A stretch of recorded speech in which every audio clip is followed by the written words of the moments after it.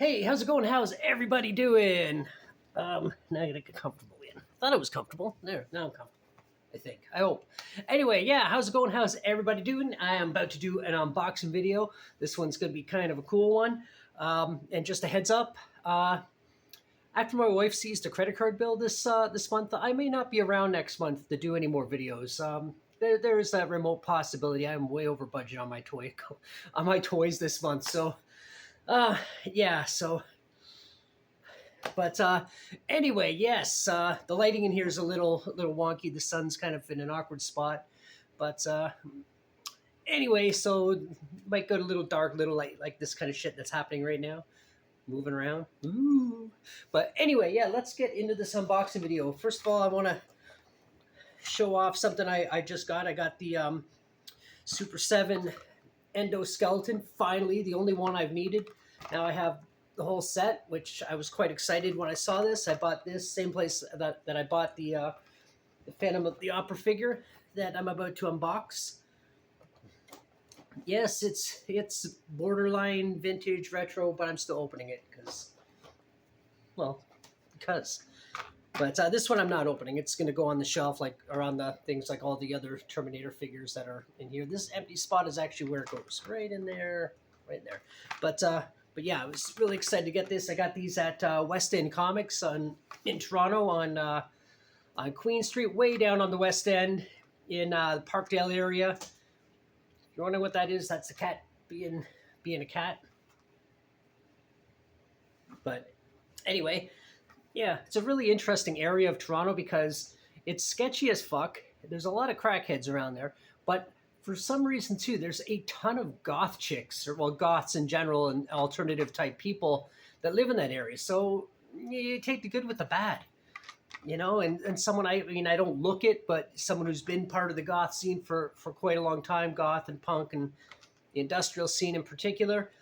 Even though I'm wearing a Led Zeppelin shirt, but who doesn't love Led Zeppelin, man? Come on.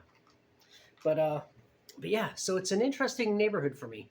And then once I discovered this store a couple months ago, the store that I bought these at, now I have a different reason to go there. So anyway, yeah, that's called West End Comics. So if you're ever in Toronto on the West End on Queen Street, kind of where the end of Queen Street is, I think around there you can't really go too much further. I'm not sure. I can't remember how it is. Or maybe it's just, I don't know.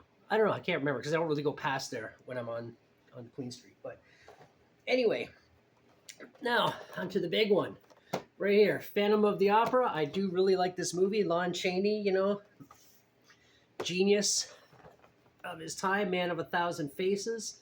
That's what the figure looks like, and I think that's the way I'm going to display it. But there's a lot going on in this, and I didn't pay really a lot for it.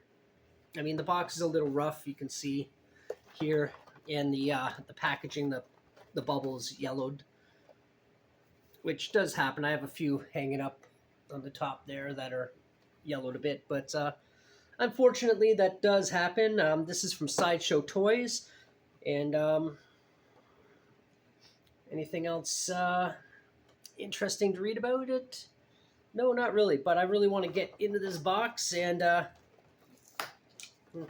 package isn't worth saving, so I'll just rip it open. I want to get into this box and get a look. I just don't know where I'm going to put it. Like, to be honest, I really got to do some moving around over here because I got stuff just kind of stacked now. So, but I have a problem. I am addicted. So this was actually taken from the one scene in the movie that's actually in color, at least the best they could do for 1922, 1923? Anyway, 1920, a long time ago. And so they're using filters to give it sort of a red hue, to make it look a little more eerie, a little more evil, shall I say. Evil. But, so yeah, it's very early colorization, whereas, like, I mean, to look at it now, you wouldn't think much of it. It would look kind of, not good, I guess. But that's also because we carry a device in our pocket that records HD videos and all kinds of stuff. But back then, it was like a big deal. It was a huge feat. So this is his cloak. taken out now. Keep everything together. Okay, I see. It's actually there's a lot going on with this, considering like it's double layered and everything. It's actually pretty detailed, pretty well made. So that's a little bit interesting. I'm not quite sure how he wears it. Does he wear it under his? Okay, he kind of wears it like a toga, kind of around like this. So it's kind of interesting. And then there's a base, which I really like. A really good added detail, and it's pretty well detailed too. It's not just like a flat, like it's raised.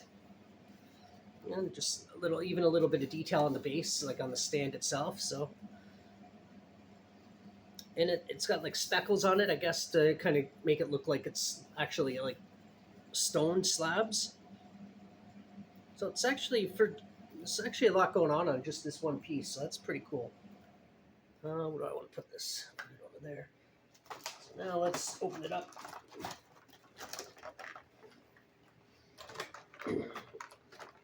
So we got an alternate head. This is the head I'll be using. It's with the mask on. Right there, the skull mask, because I think he was supposed to be Death. I think he was dressed up as Death. I think that was, this is actually pretty weighty. Like, it's solid for sure, but it's like, there's a lot of weight to it for such a little thing. And then his staff.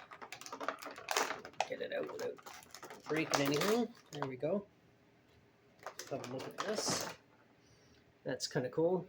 Little skull on top. A lot of detail in this too.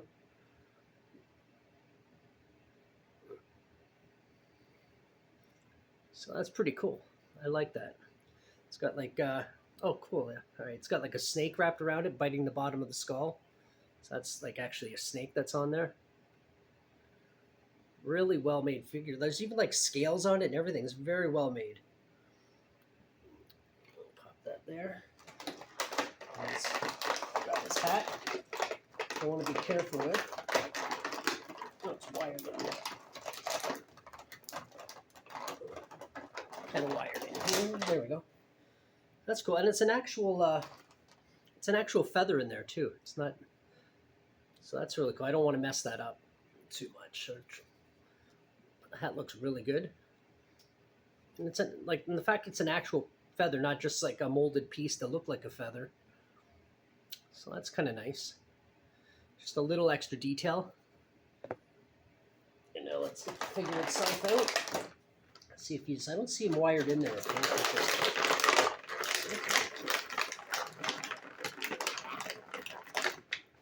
Oh, there is one wire. It's just kind of hidden. I might be able to twist it off. I think it's coming. So yeah, it's just kind of hidden under the bottom of his shirt. Here, so the cats don't find it. And then here he is.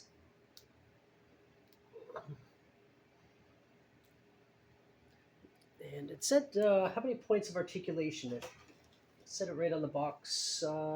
6 points. So I'm assuming one would be his head, which I'm swapping that head out for. But even that head, it looks really good. There's a lot of detail in there. It does look a lot like the character should.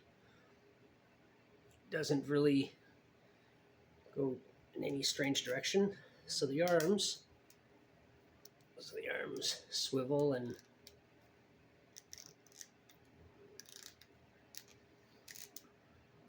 they just kind of swivel around there, up and down. It was a little bit stiff, but also it's been in a package for 25 years because this is from, what year does it say it's from? Lon Chaney, Hunchback, Phantom of the Opera, Mask, la la la la la. I lost the date. I did find it the other day when I was looking at it, or yesterday, I guess. La la la. La la la la la. Sorry, trying to make it as entertaining as I can while I sit here and stare and find the stupid date on this thing. Anyway, I think it was like 2003 or something. I'm gonna sit there and make you stare at me, stare at a box. But this arm also swivels, and is the elbow. This elbow doesn't move. No, but there's I think he might bend in the middle. Yeah, he swivels in the middle. It's a little stiff because it's been in the package, and it's an older figure, and the legs are static, which is fine because they will be going on the base wherever I stuck that. Right here.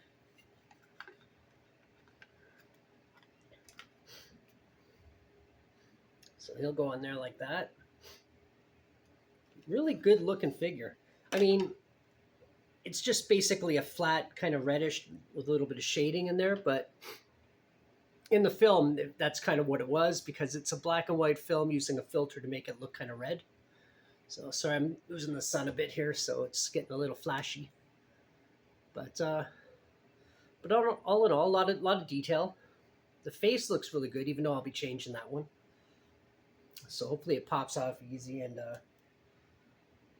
I can pop the other one back in. And I'll be putting the hat on. Might have to put a little tape or something to keep it in place, but kind of get the idea. So yeah, this is actually a pretty cool figure. And if you watch this all the way, thank you so much. What am I actually looking for here? If you watched this all the way, thank you so much. And if you want to subscribe, help me get up to 1,000 subs. I really appreciate that. There, that'll be my clickbait, maybe. Yeah, that works. Me all excited. Yay, I got toys. But yeah, if you watch this all the way, thank you so much. If you want to help me get to 1,000 subscribers, and subscribe if you haven't already. I'd really appreciate it. If you want to comment, you're a fan of the movie, you're a fan of toys, you're a fan of movies in general, yeah, drop a comment. I will get back to you. I do like the banter, and if you want to give me a like, by all means, please do that as well. But don't feel obligated. Feel obligated. Yes. Obligate yourself. No, I'm kidding. But yeah, if you want to do all that stuff, that would be great. Or if you just want to do one of those things, that would be great. And if you don't do any of them, worst things can happen. Anyway, I'm going to go deal with this, clean up the mess, and see if I can find somewhere up on the shelf some magical place I didn't know existed, and find a home for it. Anyway, until the next one, bye.